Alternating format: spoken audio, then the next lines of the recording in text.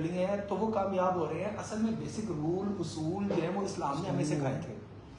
तो बहुत सारी चीजें जो अभी हामिद भाई ने डिस्कस की हैं वो सारी की सारी चीजें वही हैं कि जो कि हमें इस्लाम सिखा रहा है, गुस्से पे काबू करना, झूठ ना बोलना। इसी तरह कुछ चीज़ें ऐसी हैं कि जो कि पर्सनल डेवलपमेंट की भी हैं और एक ऑर्गेनाइजेशन के तौर पे जब हम काम कर रहे हैं जहाँ कई सारे लोग मिलकर काम कर रहे हैं वहाँ पर भी कुछ हिदायत हैं। अगर वो हम हिदायत अपने ऊपर लागू कर लें, क्योंकि वो कोई भी ऑर्गेनाइजेशन नहीं कर सकती है, वो उसके बस की बात नहीं है। ये तो आपस में जितने लोग बैठ के काम कर रहे हैं ना, ये वो खुद तय कर सकते हैं। उनमें से एक बड़ी अहम चीज़ जो कि अल्लाह रब्बुल इज़्ज़त ने कुरान मजीद में इरशाद भी फरमाया, आऊज़ु बिल्लाहि मिनश शैतानिर रजीम, बिस्मिल्लाहिर रहमानिर रहीम, या अय्युहल्लज़ीना आमनुत्तकुल्लाह वक़ूलू क़ौलन सदीदा। ऐ ईमान वालो, सबसे पहले तो अपने अंदर ना एक ज़ात है सिर्फ, उसका खौफ खुदा, उसका डर कि मेरे ऊपर कोई एक ऐसी ज़ात भी है, मैं सबसे भी बच जाऊंगा ना तो एक ज़ात ऐसी है कि मैं उससे किसी सूरत नहीं बच सकता। वो आपके ज़हन में हर वक्त मौजूद रहना चाहिए और वो है अल्लाह रब्बुल इज़्ज़त की ज़ात। तो जहां पर भी हमें अल्लाह रब्बुल इज़्ज़त हुक्म देते हैं ना कोई कि तुम ऐसा करो, उससे पहले ना ये आम तौर पे ना तकवा की बात जरूर करते हैं कि देखो तुम अपने अंदर ना तकवा, अच्छा चीजों से मत डरो। जगह जगह पे कुरान बताता है कि किसी से डरने की जरूरत नहीं है। वतुइज़्ज़ु मन तशाअ वतुज़िल्लु मन तशाअ बियदिहिल मुल्क, इज्जत भी उसके हाथ में है, जिल्लत भी उसके हाथ में है, तुम्हारा रिज़्क जो है वो उसके हाथ में है। व अन्नहु हुवा अज़हक व अबका, वही है जो तुम्हारे चेहरों पे मुस्कुराहट लाता है और वही है जिसकी वजह से तुम्हें गम मिलता है। यानी सारी चीजों का इख्तियार उस अकेले अल्लाह के पास है। लिहाजा उसका अकेले का डर और खौफ, ये डर और खौफ यानी एक मोहब्बत का भी अंसर है जो कि अल्लाह से मोहब्बत है, वो ये कि अल्लाह बेतहाशा नेमतें दे रहे हैं। लेकिन एक डर और खौफ भी होता है उस जात की तरफ से जहां से नेमतें मिल रही होती हैं कि वो कहीं नाराज ना हो जाए। अब अल्लाह रब्बुल इज़्ज़त ने यहाँ भी ये बात फरमाई कि सबसे पहले तो अपने अंदर एक तकवा पैदा कर लो। यानी ऐसा ना हो कि तुम्हें ये भी परवाह ना हो कि मुझे मतलब किसी का भी डर नहीं, हत्ता कि किसी के साथ नाइंसाफी करते हुए चलो उसका डर नहीं आ रहा आपको कि ये तो मेरे मुकाबले में कुछ नहीं है, ये तो मेरा जूनियर है, ये मेरा क्या बिगाड़ सकेगा। लेकिन ऐसे ही मौके के ऊपर उस जात का तस्वुर आ जाए कि ठीक है ये मेरे से जूनियर जरूर है, ये इस टाइम मेरे से कमजोर है, मैं इससे ज्यादा पावर में हूं, मैं इससे ज्यादा ताकत में हूं, लेकिन एक जात ऐसी भी है जो कि सबसे बड़ी ताकतवर है। ये जितना कुछ मैं इस टाइम में जहां जहां पे मैं बैठा हूं, जो मैं खेल रहा हूं नेमतों में, ये सब उसकी तरफ से है, जब चाहे वो इसको ले ले। इसके ऊपर एक वाकया आप समझें कि एक साहबी हैं, उन्होंने अपने मुलाजिम को, गुलाम को किसी वक्त में जाहिर बात है गुस्सा आया और उसने बार बार नाफरमानी की, बार बार जानते बूझते, तो उन्हें गुस्सा बहुत ज्यादा आया। उन्हें लगा कि शायद इसका इलाज यही है कि मैं इसकी न पिटाई करूं। चुनाचे उन्होंने उस टाइम में, आजकल तो हथियार भी बदल गए हैं, उस टाइम में पता कोड़ा या इस तरह की चीजें होती थी, उन्होंने एक कोड़ा सा लिया और उसको मार दिया। वो सीधा चला गया आप सल्लल्लाहु अलैहि वसल्लम के पास और उसने कहा या रसूलल्लाह सल्लल्लाहु अलैहि वसल्लम, ये जो मेरे मालिक है ना, इन्होंने मुझे मारा है। आप सल्लल्लाहु अलैहि वसल्लम ने उनको बुला लिया और बुलाकर कहा कि भाई तुम्हारे जो मातहत हैं, जूनियर हैं, तुम्हें ये ख्याल नहीं आता कि जितना तुम्हें इन पर इख्तियार है इससे कई गुना ज्यादा उस अल्लाह को तुम पे इख्तियार है। तो उन्होंने कहा फिर मैं क्या करूं, कितनी मर्तबा इसकी गलती माफ करूं, मुझे आप एक हद बता दें। फरमाया जितनी दफा तुम अल्लाह से उम्मीद रखते हो कि तुम्हें माफ किया जाए, उतनी मर्तबा ही तुम इसको माफ करो, क्योंकि ये तुम्हारा मातहत है।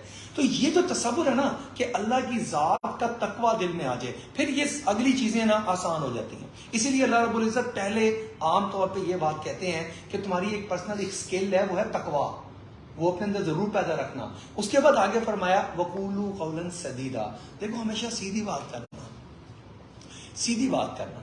अच्छा, इससे ना रेलिवेंट हम अब अपने ऊपर इसको पर्सनल भी लेकर आते हैं और फिर बतौर ऑर्गेनाइजेशन के हम इसको बात करेंगे। आप देखें कि अल्लाह रब्बुल इज़्ज़त ने जितनी मुझे नेमतें दी हैं, जितनी आपको दी हैं, जितनी हम में से हर एक को दी हैं, अल्लाह पाक ने इतनी दी हैं कि हम इनको शुमार नहीं कर सकते।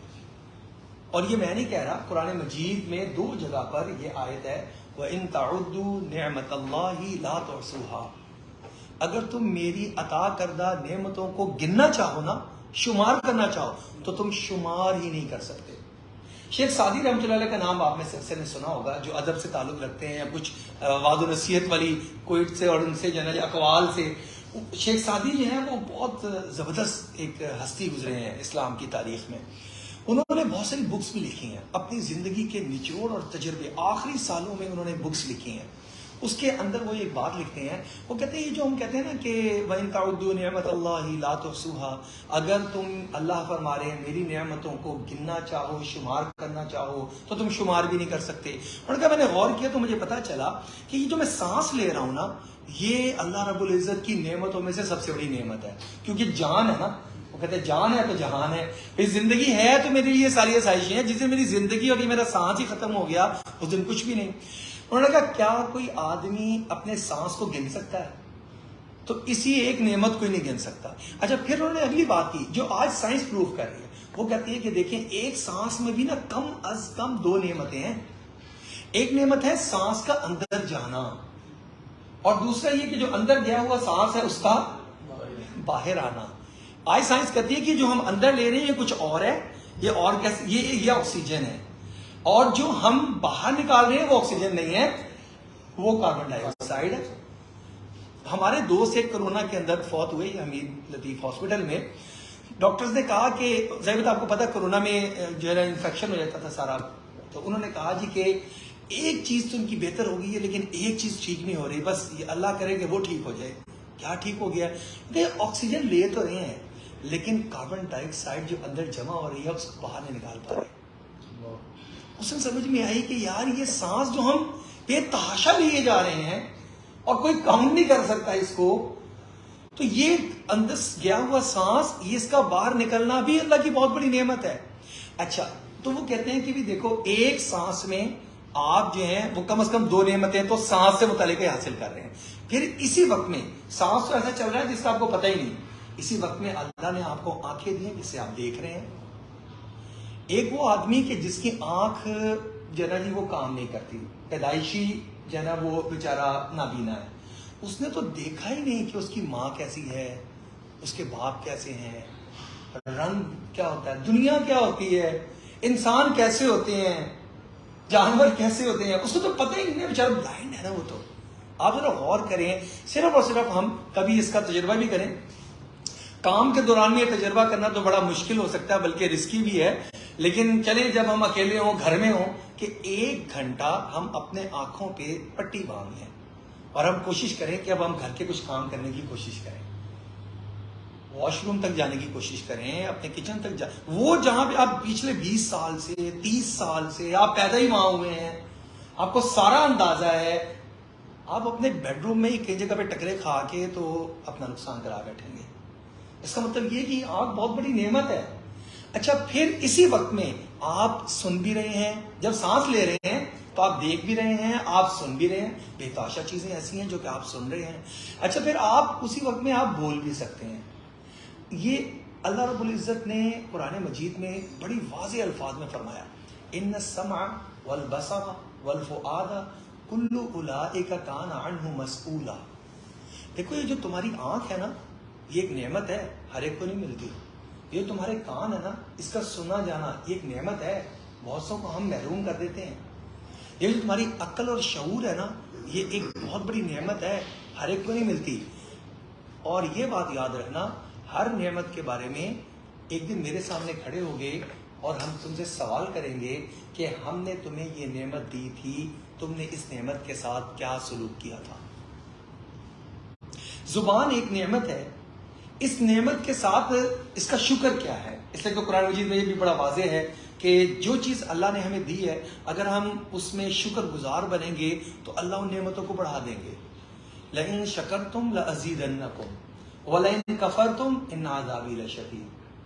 اللہ نے ہمیں جس دن اچھا کھانا دیا اور ہم نے کہا یا اللہ تیرا بڑا شکر ہے، تو اللہ رب العزت اس کو دوبارہ دیں گے، بار بار دیں گے.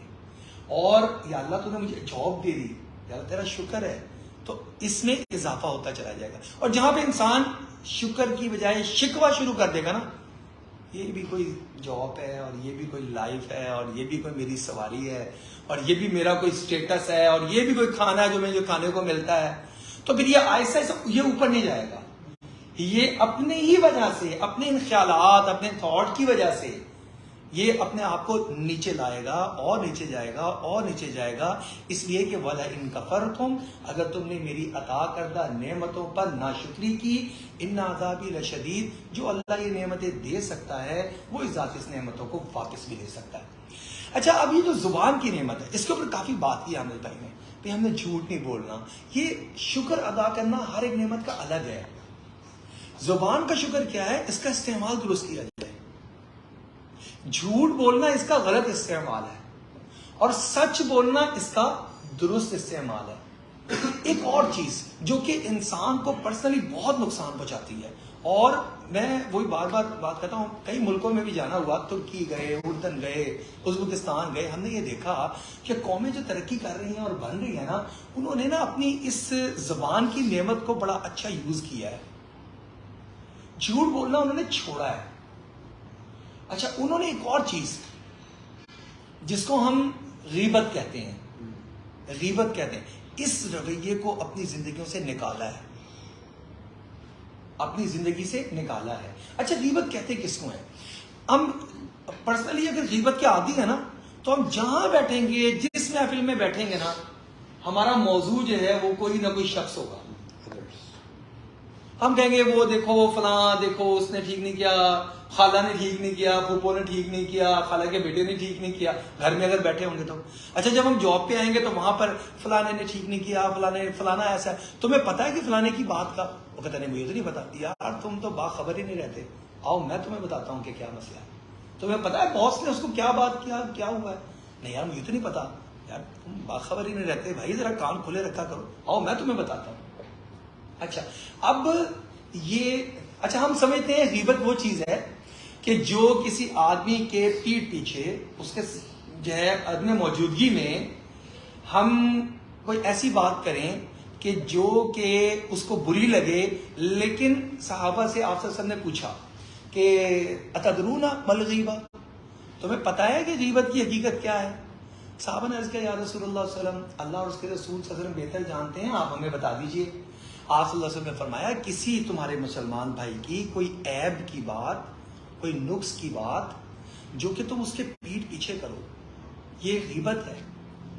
تو ان صحابی نے پوچھا، یا رسول اللہ صلی اللہ علیہ وسلم، کیا وہ عیب اس کے اندر موجود ہو اور میں وہ ذکر کر رہا ہوں تب بھی یہ غیبت ہے؟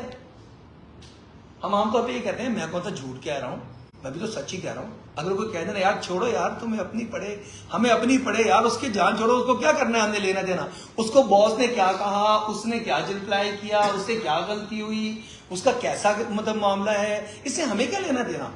یار میں کون سا جھوٹ کہہ رہا ہوں، میں تو سچ ہی کہہ رہا ہوں نا۔ اچھا، اس بندے تک بھی بات پہنچتی ہے، وہ ناراض ہوتا ہے اور وہ آ کے کہتا ہے، یار تم نے میرے بارے میں یہ بات کی ہے، یار میں نے کون سا جھوٹ کہی ہے، تو صحیح تو کہہ رہا ہوں۔ تو ان صحابی نے عرض کیا، یا رسول اللہ صلی اللہ علیہ وسلم، اس بندے کے اندر وہ عیب موجود ہے، میں اس کا ذکر کر رہا ہوں، تب بھی غیبت ہو جائے گی۔ اور غیبت گناہ کبیرہ، بڑا گناہ، جس سے انسان کی اپنی لائف کی ترقی رک جاتی ہے۔ آپ اللہ کے فرما بردار ہونے کی کیٹیگری سے نکل کر نافرمان ہونے کی کیٹیگری میں آ جاتے ہیں، اتنی بڑی بات۔ تو فرمایا آپ صلی اللہ علیہ وسلم نے، غیبت وہی تو ہے کہ جو اس کے اندر ایکچولی عیب پایا جاتا ہے، تم وہ اس کے پیٹھ پیچھے ذکر کر رہے ہو۔ اگر تم کوئی ایسی بات اس کے بارے میں کر رہے ہو جو اس میں پائی ہی نہیں جاتی، تو یہ تو غیبت سے بھی اگلا سٹیپ ہے، اس کو تو بہتان کہتے ہیں۔ اچھا، پوائنٹ یہ سمجھنے والا ہے، غیبت کو اتنا برا کیوں سمجھا گیا، آخر اس میں کیا بات ہے؟ تو میں آپ کے سامنے رکھتا ہوں دو بڑے بڑے نقصان اس کے دنیا کے ہیں، اور دو تین بڑے بڑے نقصان اس کے آخرت کے ہیں۔ سب سے پہلی بات تو یہ ہے، غیبت کرنے والا اصل میں کر کیا رہا ہوتا ہے؟ وہ کسی مسلمان کے نقص اور عیب کی نا تشہیر کر رہا ہوتا ہے، وہ اس کو اصل میں پھیلا رہا ہوتا ہے۔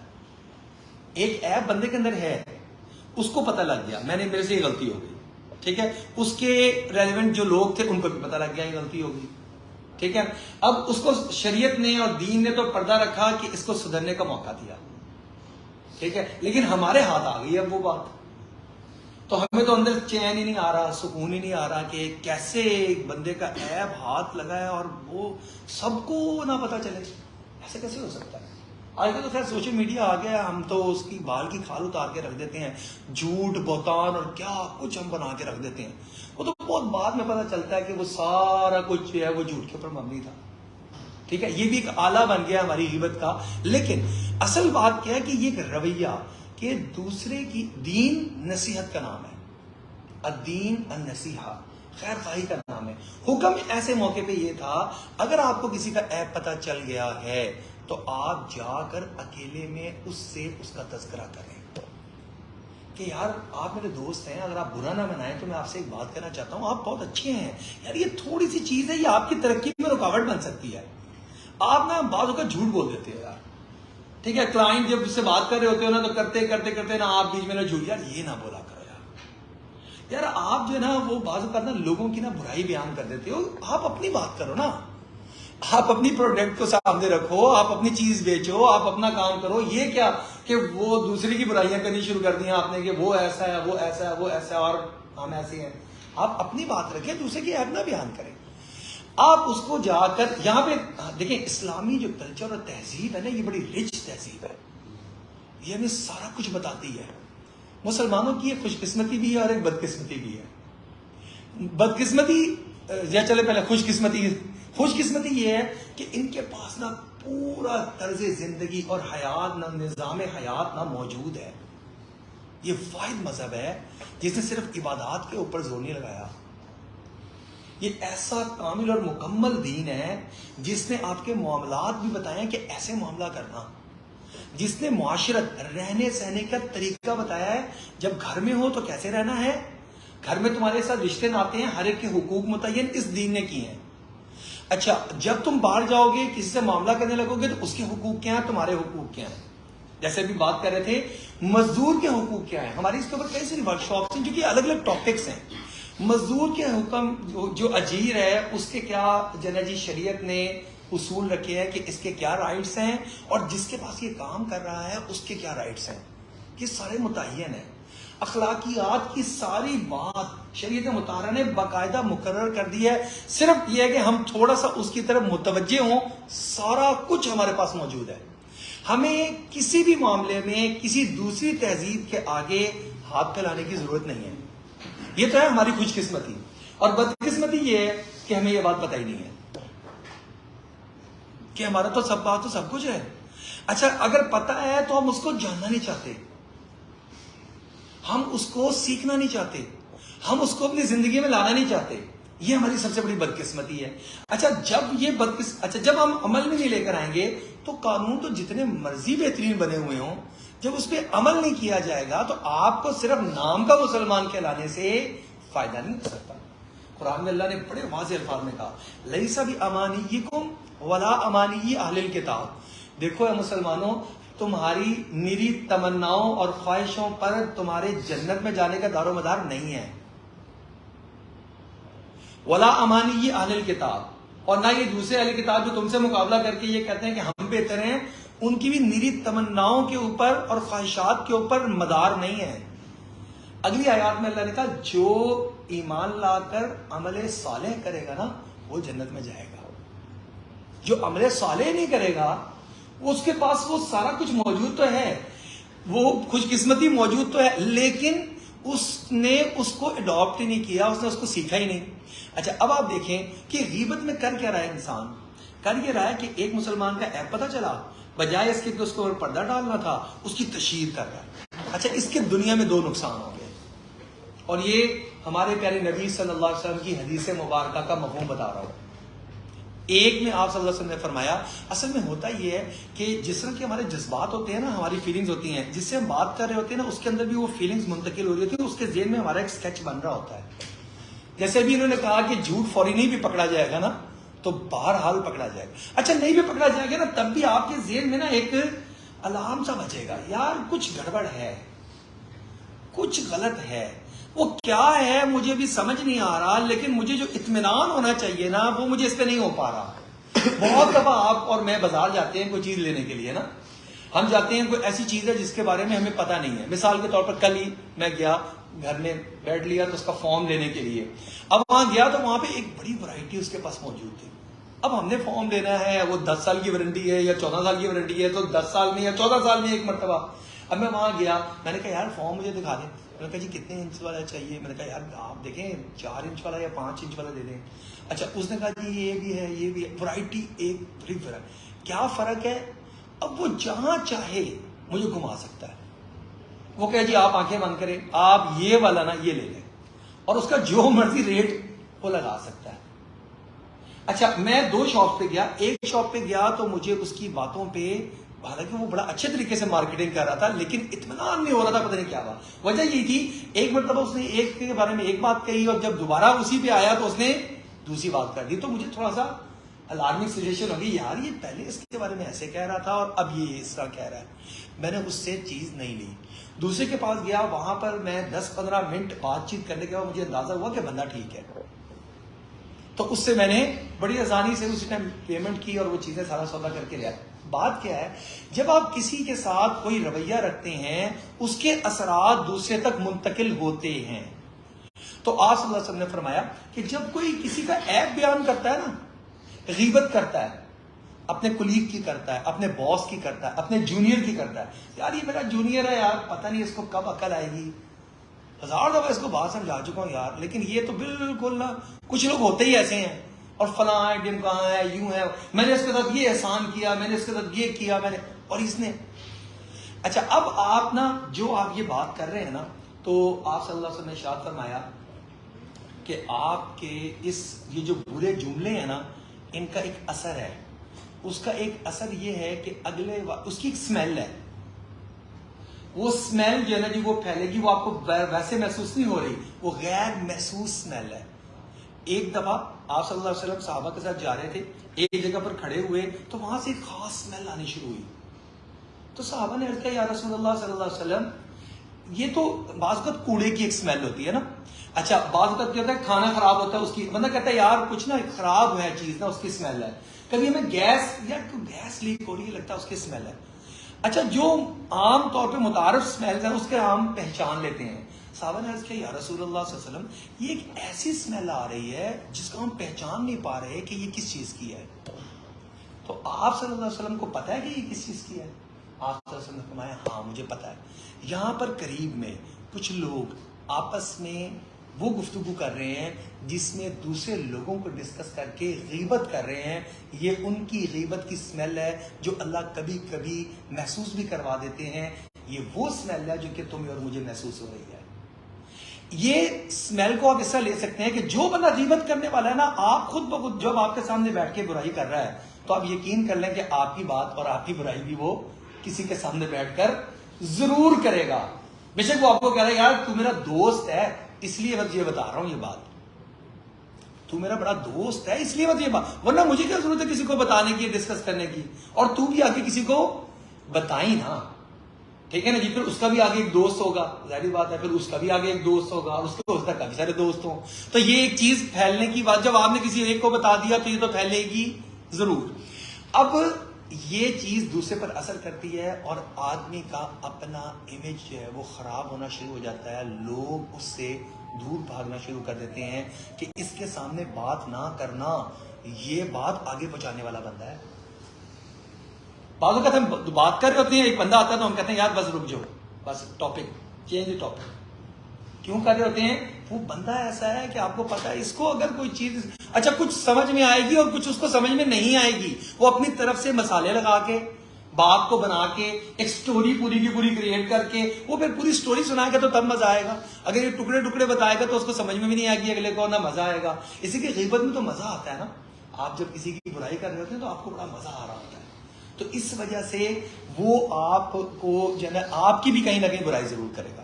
ایک نقصان تو آپ کو یہ ہوتا ہے کہ آپ کو جو ہے نا آپ سے لوگ جو ہیں وہ دور بھاگنا شروع کر دیتے ہیں.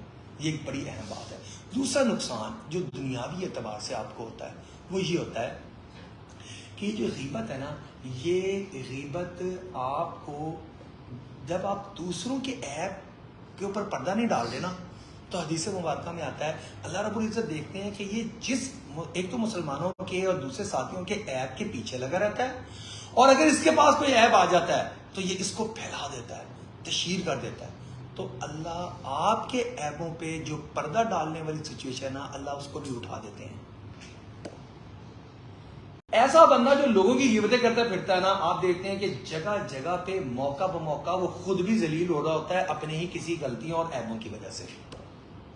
اس کے اپنے عیب بھی پھر اچھا یہ کیونکہ ایک نظام چل رہا ہے نا، آپ اور میں جتنی کوتاہیاں کرتے ہیں وہ ساری کوتاہیاں جو ہیں وہ لوگوں کو نہیں پتا ہوتی، ان کے اوپر عیب پہ پردے ڈلتے ہیں اور یہ اللہ کا نظام ہے. اور جو کسی دوسرے کے عیب پہ جتنا پردہ ڈالتا ہے اللہ اس کے اپنے عیبوں پہ اتنا زیادہ پردہ ڈالتے ہیں.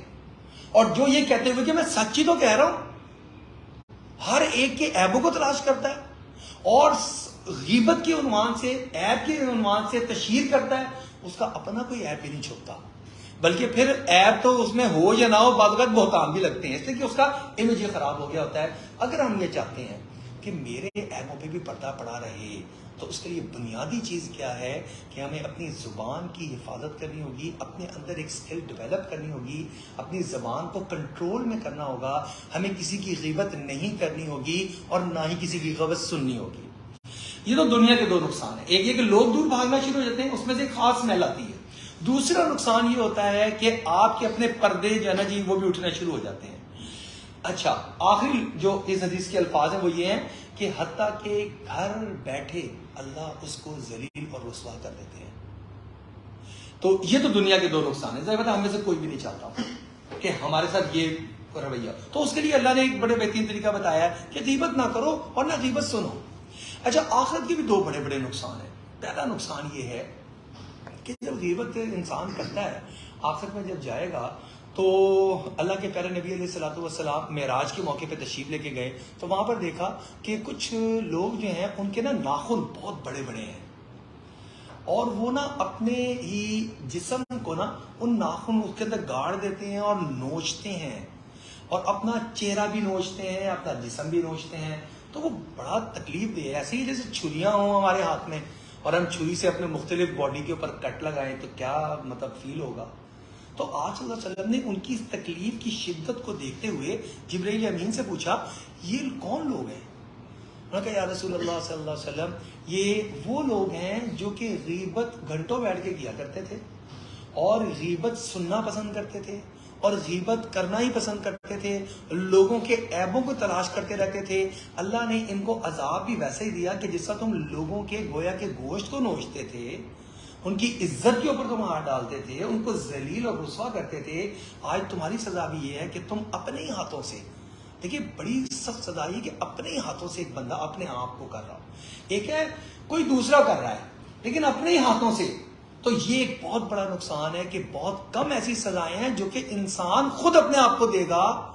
دنیا میں بھی غیبت والا بندہ کبھی سکون سے نہیں رہتا، وہ دنیا میں بھی اپنے آپ کو تکلیف دے رہا ہوتا ہے اور آخرت میں بھی وہ اپنے آپ کو خود عذاب دے رہا ہوگا، خود تکلیف دے رہا ہوگا. دوسرا نقصان آخرت کا یہ ہے کہ حدیث شریف میں آتا ہے کہ ایک آدمی قیامت والے دن جائے گا تو نامہ اعمال ہر ایک کو دیے جائیں گے. ظاہر بات ہے جو ہم یہ اپنی زبان سے لفظ نکالتے ہیں نا، ما یلفظ من قول الا لدیہ رقیب عتید، کوئی بھی لفظ جو ہم نکالتے ہیں ہم دیکھ بھال کے نکالا کریں، یہ اچھا نکالیں یا برا نکالیں. اللہ فرما رہے ہیں کہ یہاں پر نا تمہارے گھات لگا کے تاک میں بیٹھے ہوئے ہیں کہ کوئی لفظ نکلے اور ہم اس کو ایز اٹ از لکھ لیں. تو یہ نہیں ہے کہ کیا ہو گیا میں نے اگر بات کر دی کیا ہو گیا، نہیں بہت کچھ ہو گیا، تو آپ نے زبان کا استعمال غلط کر دیا. اچھا یہ انوائرمنٹ اگر ہمارے آرگنائزیشن سے نکل جائے تو کتنا خوبصورت منظر بن جاتا ہے. اگر میری لائف سے نکل جائے کہ میں کسی کی برائی نہ سنتا ہوں نہ کرتا ہوں تو کتنی خوبصورت لائف میری اپنی ذاتی ہو جائے. اور یہ ہمیں ہمارا دین سکھا رہا ہے. اچھا قیامت والے دن جب وہ جائے گا تو نامہ اعمال ملے گا تو وہ نامہ اعمال میں فہرست دیکھے گا گناہوں کی، یہ کیا یہ کیا یہ کیا، اس کو یاد آئے گا ہاں بالکل یہ بھی کیا، جھوٹ بھی بولا تھا، لوگوں کو دھوکہ بھی دیا تھا، لوگوں کا حق بھی مار لیا تھا، ٹھیک ہے بہت سارے کام کیے تھے.